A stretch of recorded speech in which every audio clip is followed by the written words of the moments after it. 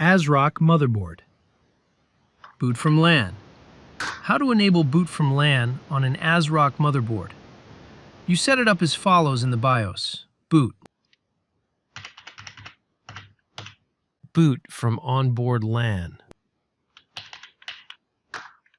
Enable. CSM, Compatibility Support Module. Launch PXE policy.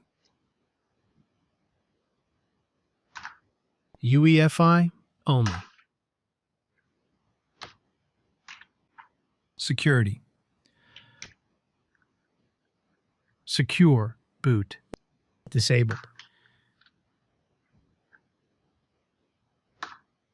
Disabled. Back. Save changes in exit. Yes. Boot option 1. Thank you for watching. Don't forget to like and subscribe. UEFI PXE IP version 4.